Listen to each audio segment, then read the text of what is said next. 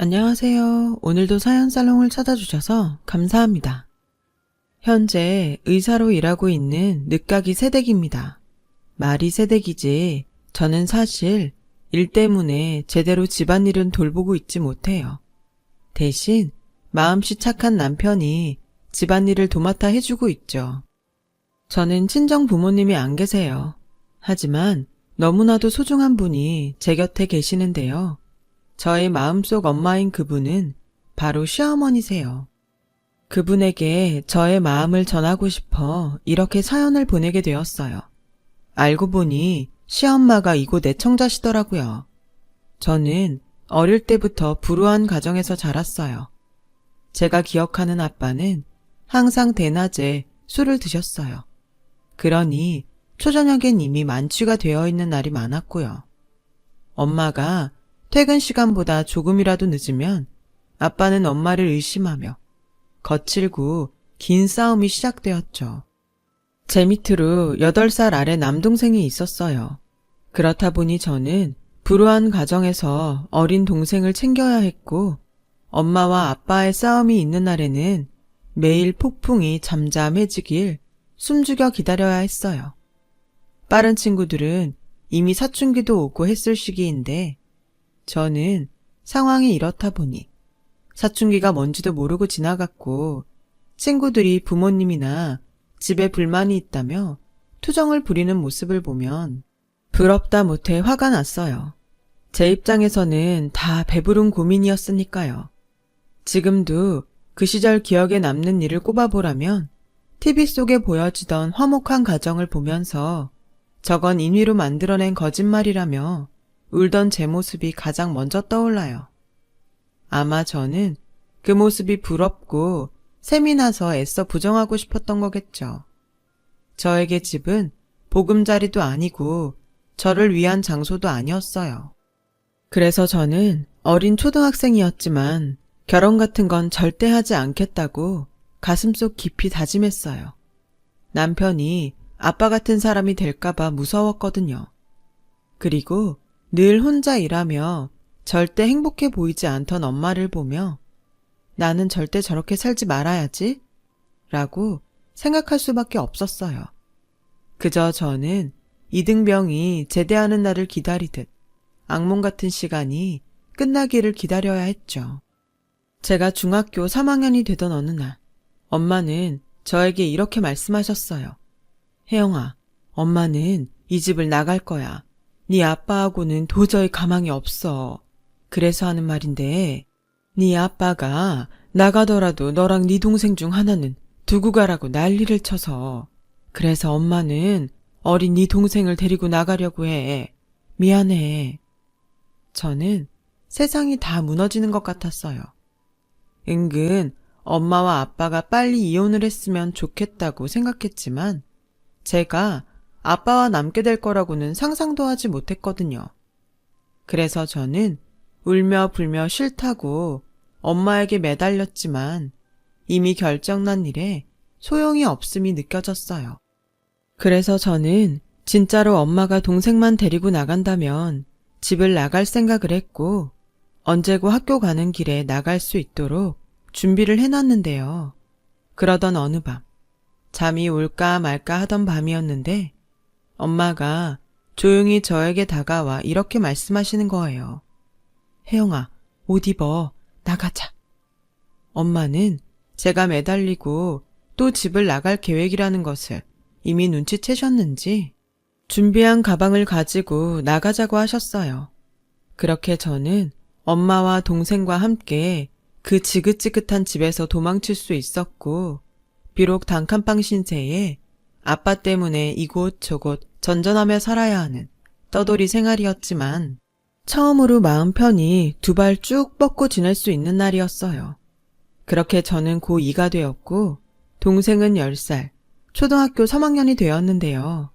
어느 날부터인가 엄마의 기침소리가 예사롭지 않게 들리기 시작하는 거예요. 처음엔 감기에 걸렸나 생각했는데 그 강도가 점점 더 심해져 불안한 마음까지 생겼어요. 그리고 청소를 하던 중 엄마의 약으로 보이는 무수한 알약이든 봉투를 보는 순간 저는 어떤 좋지 않은 예감이 들더라고요.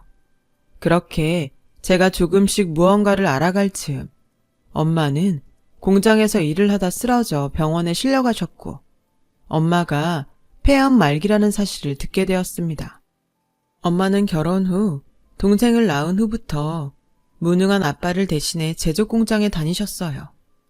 외할머니는 돌아가시기 전까지 엄마가 어릴 때부터 빈혈도 있고 호흡기가 좋지 않다며 공장 같은 곳에서 일을 하는 것이 걱정이라고 하셨는데요. 엄마의 병을 듣게 된 순간 외할머니의 그 말이 어찌나 머릿속을 맴돌았는지 몰라요.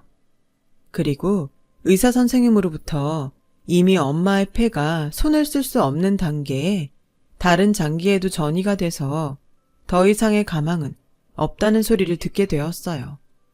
저와 남동생을 안타까운 눈으로 보던 의사 선생님은 쉽게 말이 나오지 않는지 한참을 망설이다가 마음의 준비를 하고 다른 어른들에게 빨리 알리라고 하셨는데 아무리 생각을 해도 달리 알릴 곳이 없더라고요. 저는 막막한 심정으로 엄마의 핸드폰에 연락처를 찾았어요. 그리고 채 10명도 저장되어 있지 않은 엄마의 핸드폰 속 연락처를 보게 되었고 그중 그래도 유일하게 친구로 보이는 내 친구 유미라는 이름이 보여 저는 떨리는 손으로 그 번호에 전화를 걸었어요. 여보세요? 수키니? 정말 수키야? 왜 그동안 연락이 없었어? 내가 얼마나 걱정했는데. 핸드폰 너머 들리는 낯선 아줌마의 목소리에 반가움과 걱정이 섞여 있었고 저는 떨리는 목소리로 이렇게 말했어요. 안녕하세요. 저는 정수키 씨 딸이에요. 뭐? 수키 딸? 네. 근데 지금 엄마가 좀 많이 안 좋아요. 의사 선생님은 다른 어른들에게 알려서 준비를 하라고 하시는데 저희는 연락할 곳이 없거든요.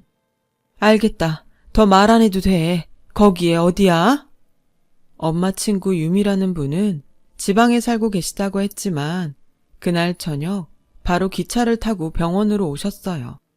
그리고 숨 쉬는 것이 괴로워 거의 진통제에 취해 자고 있는 엄마의 손을 잡고 밤새 많은 눈물을 흘리셨는데요.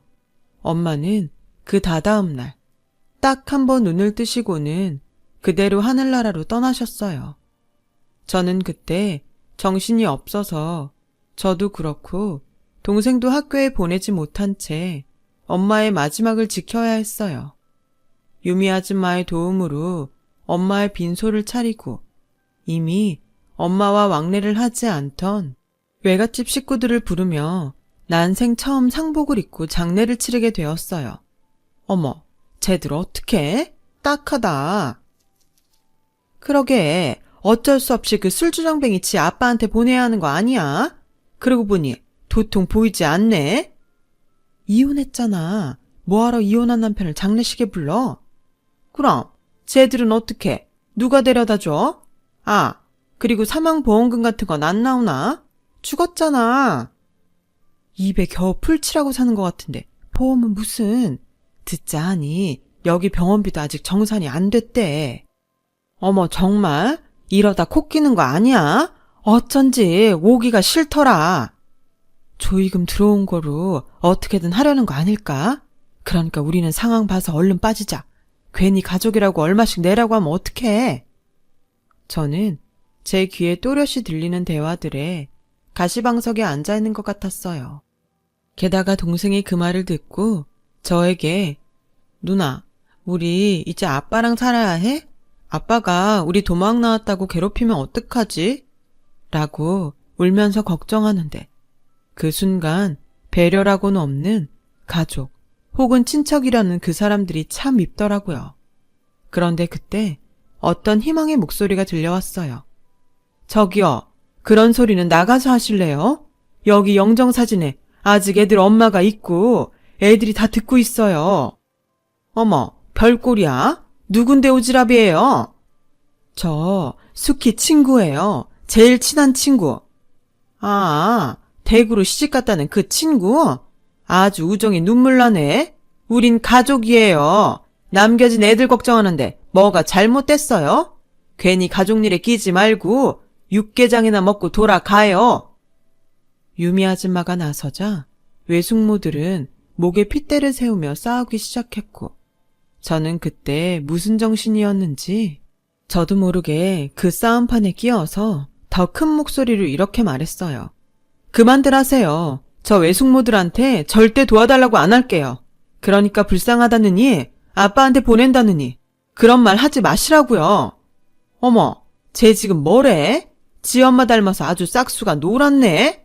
야, 우린 어른으로서 그리고 가족으로서 네 남매를 걱정하는 거야. 아무리 네가 도움을 안 받겠다고 큰 소리 쳐도 니네들은 다 미성년자고 우리가 나서지 않으면 안 되는 게 있다고. 상황 봐서 내빼는 게 나서는 겁니까? 얘네들은 내가 알아서 해요. 내 친구 자식은 내 자식이기도 하니까. 아니, 타에는 좀 빠지라고요. 우리가 아무리 막 나가도 댁 같은 남한테 애들을 맡기겠어요? 당신이 어떤 사람인 줄 알고. 그쪽이 맡으실 거 아니면 가만 계시라는 소리예요. 적어도 전 댁같이 장례식장에 예의도 모르고 애들 가슴에 상처 주는 그런 사람은 아니니까. 아, 그러세요? 어머, 대단한 우정 나셨네. 그럼 우리는 빠질 테니까 알아서 해요. 단, 문제가 생겨도 우리 책임 아니니까 그것도 명심하고요. 외숙모들은 그렇게 말하고 잘 됐다는 듯 장례식장을 나가셨어요. 외숙모들이 나가자 삼촌들도 난처한 얼굴이었고 그날 저녁부터 삼촌들의 모습은 보이지 않더라고요. 어쩔 수 없이 가족도 아닌 타인의 손에 발인이 진행되었죠. 저는 엄마를 낙골당에 모시고 당장 오늘부터 동생과 어째야 하나 고민할 수밖에 없었어요. 그때 외숙모가 말했듯 돈 문제도 걱정이었고요. 그래서 장례식 절차가 끝나는 대로 병원과 장례식장을 찾아가 사정을 좀 해볼까 용기를 냈는데 들려온 대답이 저를 그 자리에서 얼게 만들었어요. 이미 계산 다 끝났는데? 그러니까 절차가 진행됐지. 사복 입고 말라서 머리 짧으신 분 계셨잖아, 왜? 여기 계속 계셨던 여자분 말이야. 그분이 다 결제하셨어. 유미 아줌마였어요. 저는 어떤 우정이면 이럴 수 있을까?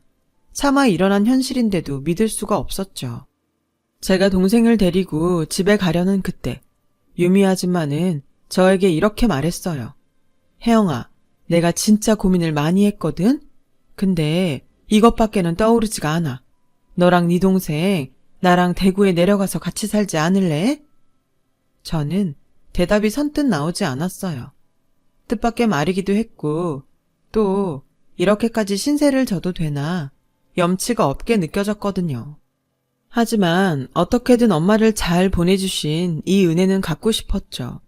이대로 헤어지면 그런 기회조차 쉽지 않겠다는 생각에 저는 고개를 끄덕였어요. 그리고 내심 속으로 이 아줌마는 부자인가? 그러니까 돈도 다 내주고 우리까지 같이 살자고 하는 게 아닐까? 라는 생각을 했습니다. 아줌마를 따라 집에 도착했을 때 차마 입을 다물지 못했어요. 아줌마는 상가 건물에 딸린 옥탑방에 살고 계셨어요. 살림살이를 봐도 전에 엄마와 살던 그 모습과 크게 다르지 않았고 이런 집에 우리까지 신세를 지는 게 맞을까? 저는 당황했었죠. 저희 진짜 여기 있어도 돼요? 왜? 집이 너무 좁아서 그래? 아니, 그게 아줌마도 힘드신 것 같아서요. 아, 솔직히 아니라고는 말 못하는데 그래도 나랑 살자. 내가 니네 외숙모들한테 큰소리 친 것도 있고 숙희 그기 집에 생각하면 내가 니들을 어떻게 모른 척해. 이건 비밀로 하려고 했는데 병원에서 딱 한 번 네 엄마 깼을 때 나한테 고맙다고 하더라. 내가 뭘 어쩔지 지가 어떻게 알고. 하여간 니네 엄마는 사람 다루는 데는 선수야, 선수. 에이, 아줌마가 마음이 약한 거죠. 아무리 친해도 누가 그래요. 나랑 네 엄마가 보통 친했는 줄 알아? 우린 대신 죽으라고 하면 기꺼이 죽을 만큼 친해. 저는 이해가 가지 않았어요. 세상에 그런 감정이 어떻게 존재할 수가 있죠? 사실 지금도 그때의 그 말을 떠올리면 소름이 끼칠 만큼 기분이 이상해요. 그 후 유미 아줌마는 저희 남매에게 엄마 같은 존재로 저희의 이모가 되어주셨습니다. 함께 지내면서 유미 이모한테도 이혼을 하고 하나밖에 없는 아들을 두고 낳을 수밖에 없었던 사연이 있다는 걸 알게 되었어요. 진짜 내 친구지만 수키는 대단해. 어떻게 하나도 아니고 니네들 전부를 데리고 나올 수 있지? 난 하나 있는 것도 못 데리고 나왔는데. 제가 매달렸어요. 아빠랑 절대 둘이 살고 싶지 않았거든요. 근데 이모는 남편이 알코올 중독자도 아니고 직업도 있었다면서요. 아마 우리 엄마도 아빠가 그랬으면 그렇게 우리 둘을 다 데리고 나오지는 못했을 것 같아요. 아니, 네 엄마는 결국엔 니들을 다 데리고 왔을 거야. 걔 마음이 많이 약하거든. 나는 사실 니네 엄마랑 처음부터 좋지는 않았어. 내가 니네 엄마 많이 괴롭혔거든. 자기도 가난한 집 딸이면서 공부도 잘하고 성격도 바른 게 영 재수가 없었어. 이모도 어린 시절이 힘들었어요? 살기 싫을 만큼. 그래서 한 번은 학교 옥상으로 올라간 적이 있어. 우리 동네에서 가장 높은 건물이 우리 학교였거든? 근데 그렇게 내가 괴롭혔던 니네 엄마가 몸을 날려서 날 막더라. 살다 보면 좋은 날이 온다고. 지금은 어쩔 수 없는 터널이라고.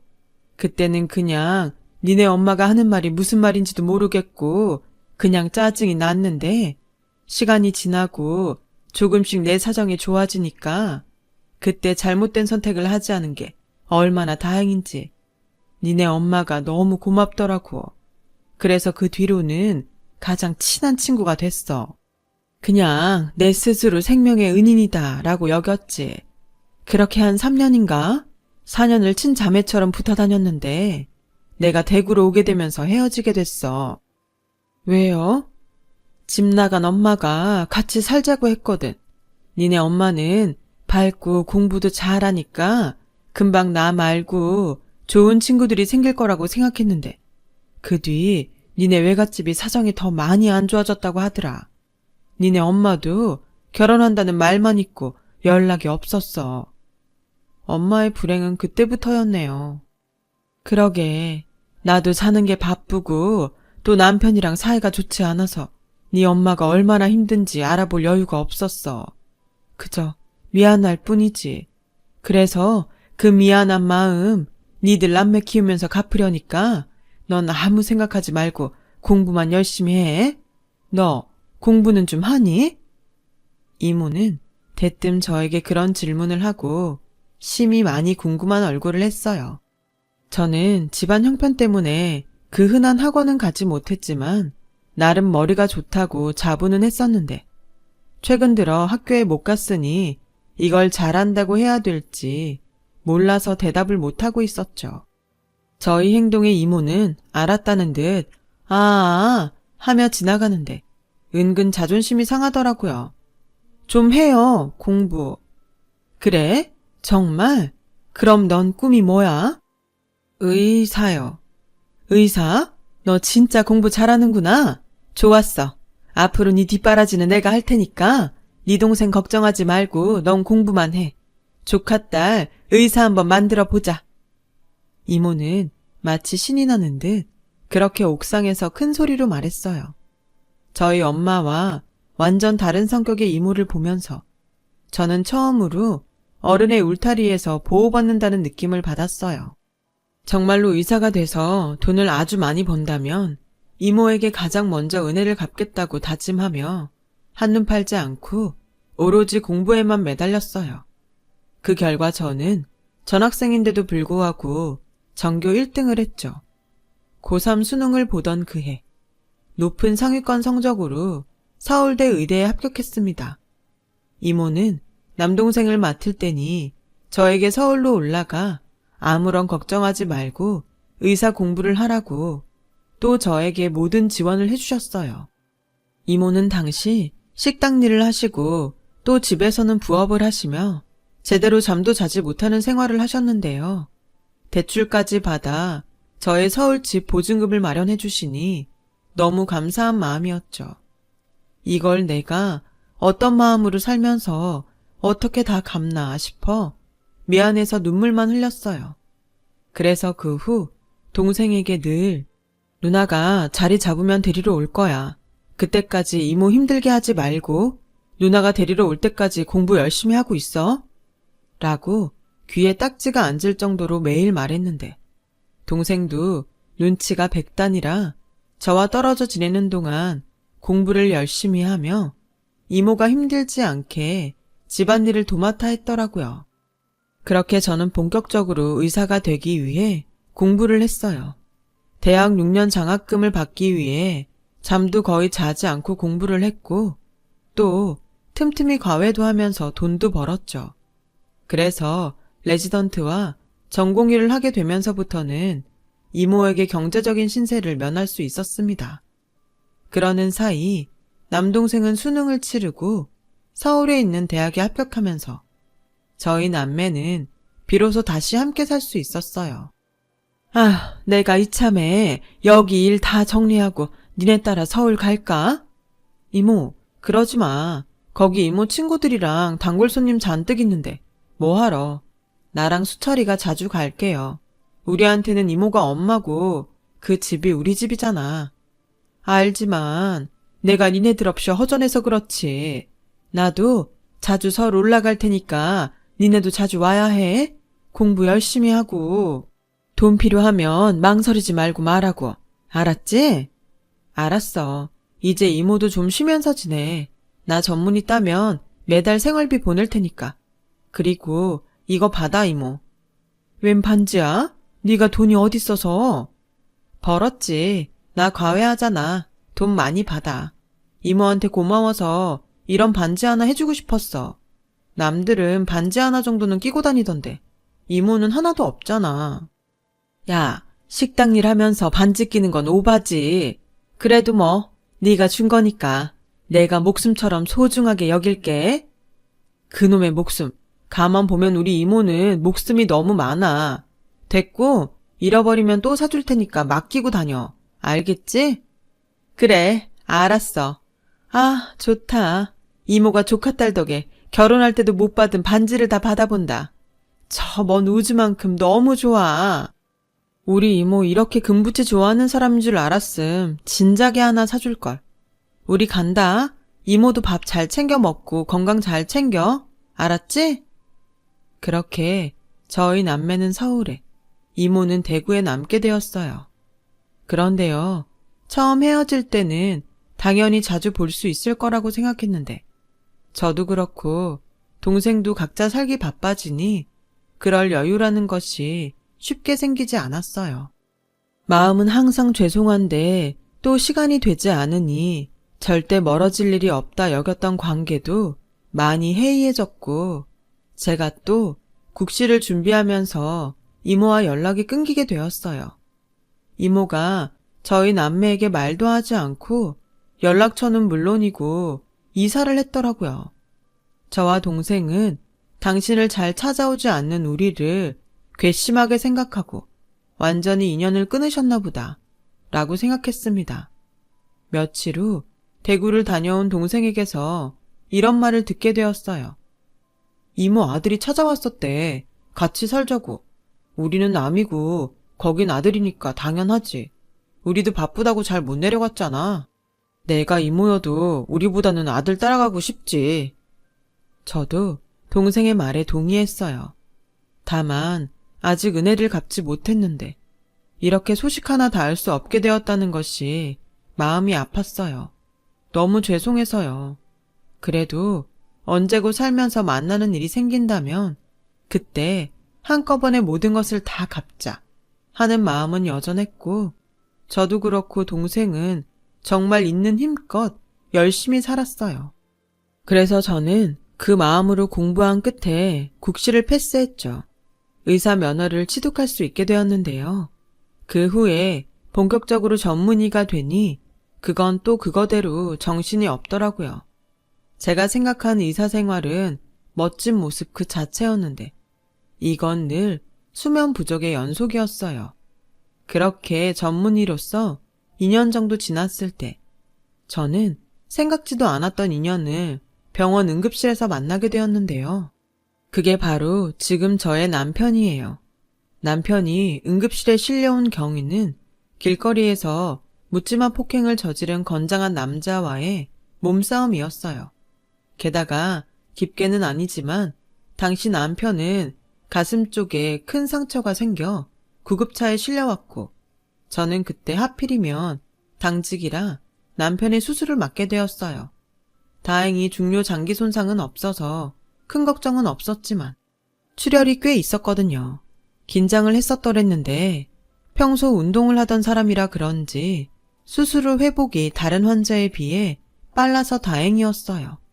근데 이 남자가 자기 수술을 맡았던 제가 자신의 생명의 은인이라며 퇴원 후에도 종종 병원에 들러 케이크니 치킨이니 이런 걸 주고 가는데 규정상 그러면 안 된다고 아무리 거절을 해도 이 남자가 참 말을 듣지 않았어요.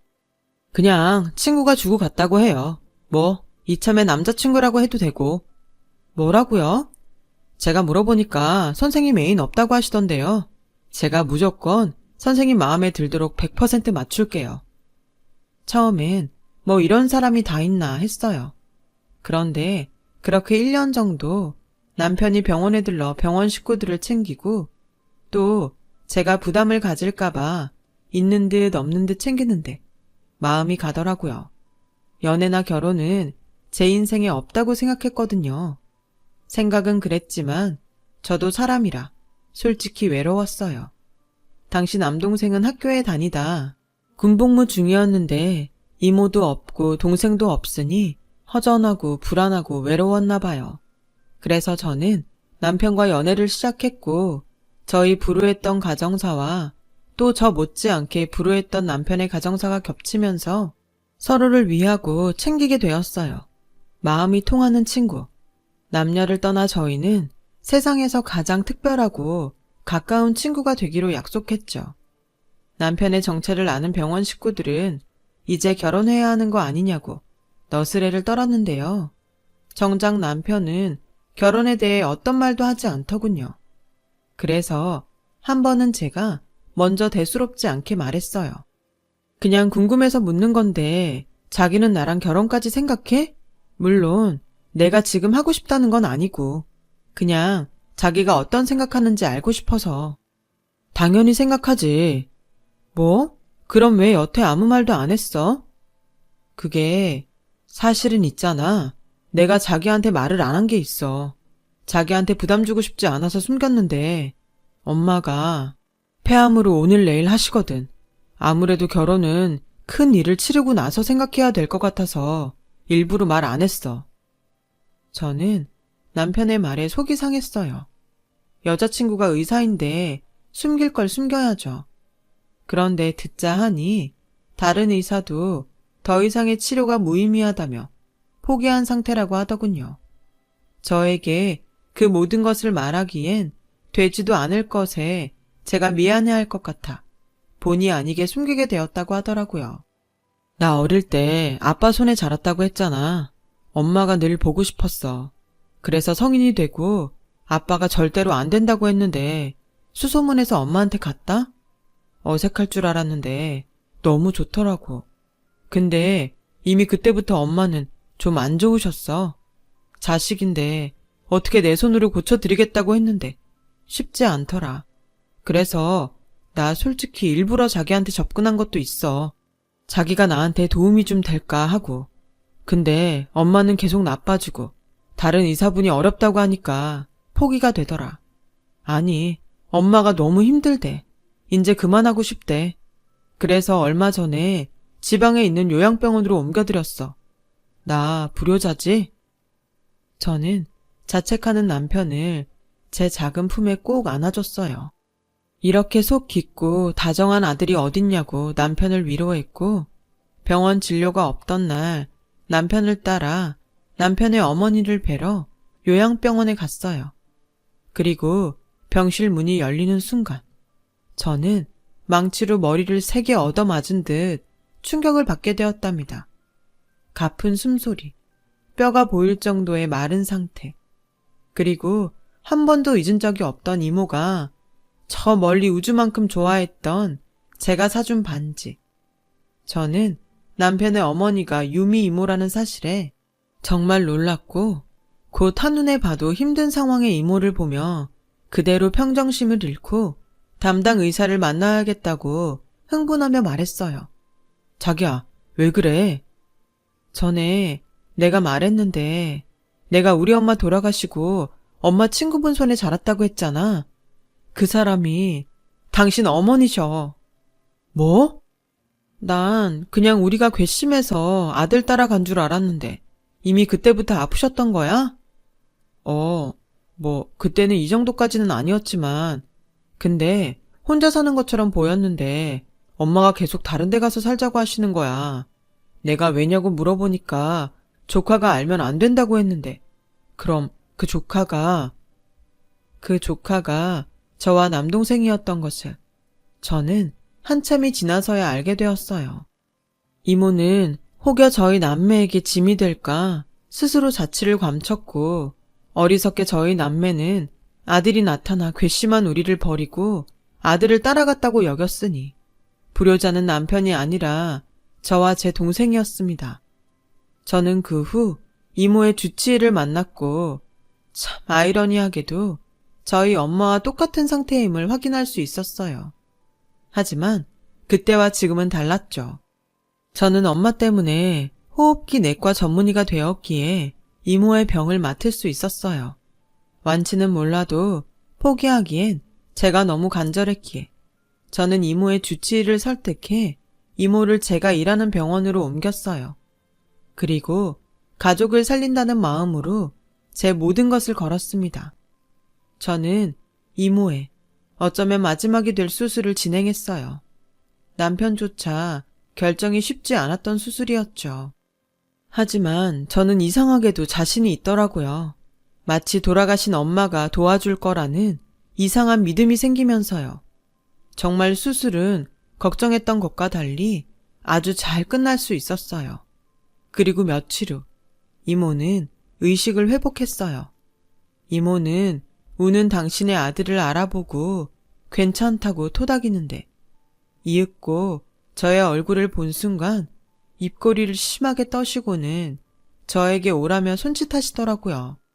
저와 남편은 그렇게 엄마 그리고 이모의 품에 안겨 한참을 울었어요. 그리고 이모의 소식을 들은 남동생까지 모여 저희는 매일 가족이라는 이름으로 이모의 병실에 머물렀어요. 이윽고 저는 결혼식은 나중으로 미루고 남편과 혼인신고를 먼저 하게 됐어요. 결혼식은 시어머니가 회복되면 정식으로 하기로 하고요. 그리고 남편이 지내는 곳에서 일단 신혼살림을 먼저 차렸는데 저는 거의 병원에 살다시피 하고 또 진료가 없는 날엔 이모의 병실에 있는 경우가 많아 남편이 조금 서운해 하더라고요. 그래서 요즘은 집에도 종종 가고 또 남편에게 아내 노릇도 조금씩 해보려고 하는데 솔직히 제가 다른 건 다 잘해도 살림은 영 소질이 없는 것 같아요. 괜찮아. 이모가 퇴원하면 이모가 다 맡아서 할게. 그리고 우리 종현이가 은근히 손이 야물어. 살림을 곧잘 하더라고. 난 뭐든 잘하는 사람이 하면 된다는 주의니까 너 절대로 스트레스 받지 마. 야, 나 같은 시어머니가 또 어디 있냐? 안 그래? 그러니까 이모 같은 시어머니가 어딨냐고. 병원에 나일론 환자라고 소문이 다 났어. 그러니까 얼른 퇴원하세요. 그리고 우리 예전처럼 같이 살자. 같이 살긴 니네 신혼인데 따로 살아야지. 너희 둘만 살아. 싫어. 난 엄마랑 살 거야. 그동안 못한 거 다 하고 살 거야. 이미 내 목숨 네가 구했는데 난 너한테 넘치게 다 받았다. 이렇게 모녀가 돌아가면서 사람을 살리면 나는 어쩌라는 거냐? 어쩌긴 건강하게 오래오래 사시면 되지. 수철이도 이모 일이라고 하면 난리야. 우리 어머니 오래오래 사셔야겠어요. 그 효도 다 받으시려면. 이모는 제가 좋아하는 그 특유의 화통한 웃음소리를 내며 웃으셨어요. 지금 생각해보면 모든 것이 다 기적처럼 느껴져요. 제가 처음 이모에게 연락한 그날부터 남편을 만난 것까지. 어쩌면 신이라는 존재는 정말 있는 게 아닐까요? 그래서 불행하게 산 저와 남편을 이모라는 은인을 통해 맺어주신 게 아닐까? 저는 종종 생각하게 됩니다. 이모, 앞으로 오래오래 저와 그리고 우리 가족과 함께해요. 이모는 저에게 생명의 은인이라고 하지만 저의 생명의 은인은 이모예요.